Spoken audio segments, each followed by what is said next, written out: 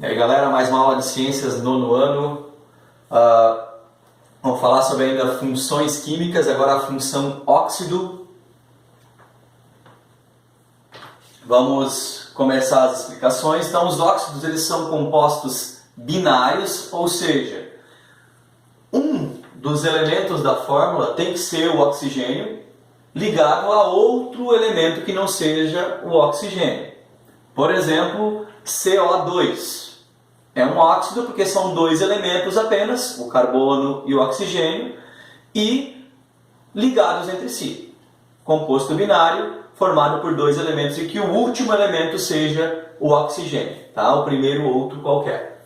Eles podem ser iônicos ou moleculares. Eles são iônicos quando combinados com metais e moleculares quando é combinado com não metais, tá?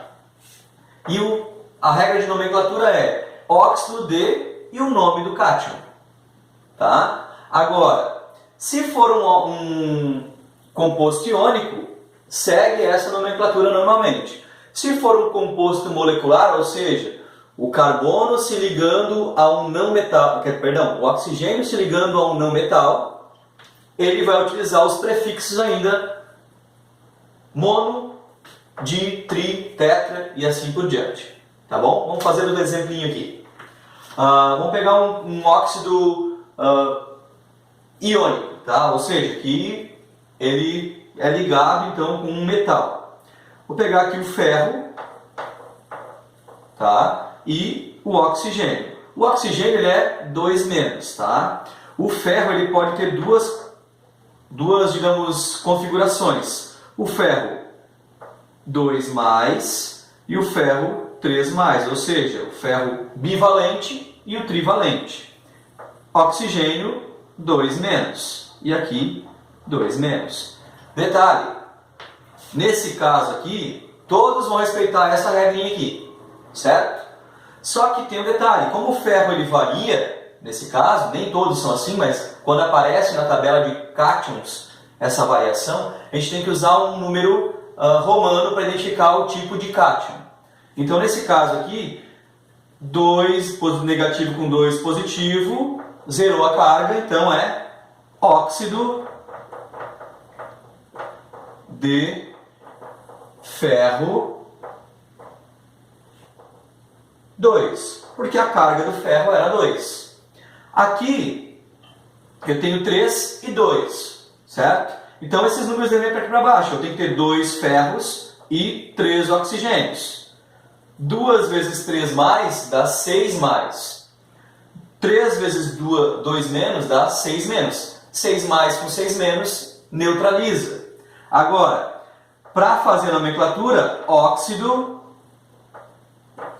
de ferro, como a carga era +3, vou utilizar o +3.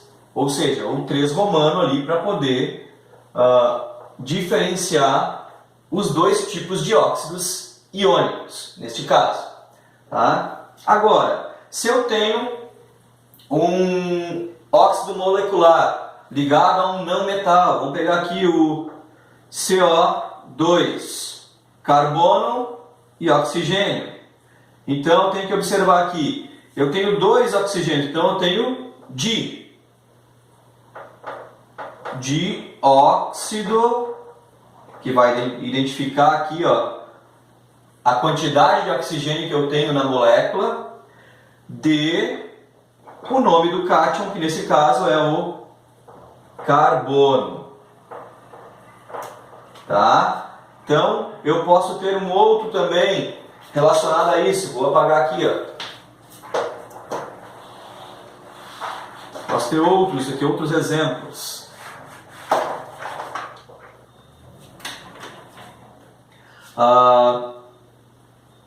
Pegar o flúor,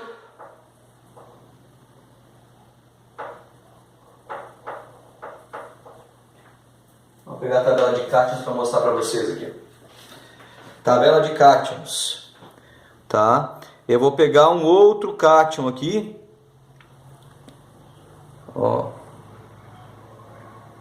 qualquer outro cátion, e vou colocar ali na fórmula.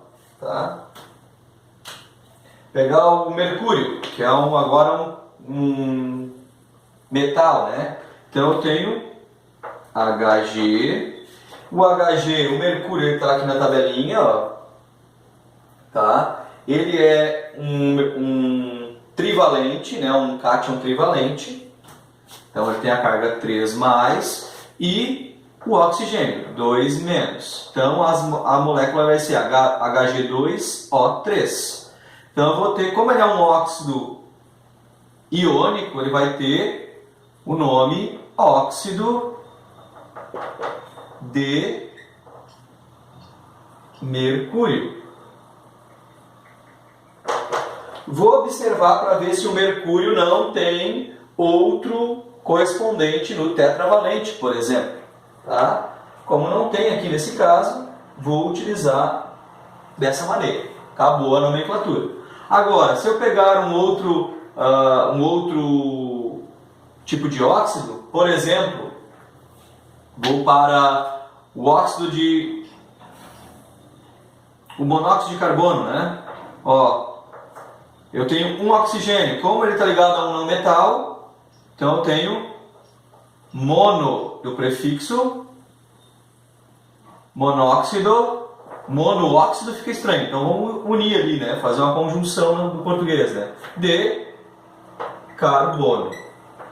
Então sempre que for ligar o oxigênio estiver ligado a um não metal, ele vai apresentar essa configuração. Mono, di, tri, dependendo da quantidade de oxigênios. Se for ligado a um metal, ele vai continuar a nomenclatura normalmente. Tá? Pessoal, um abraço, até a próxima aula.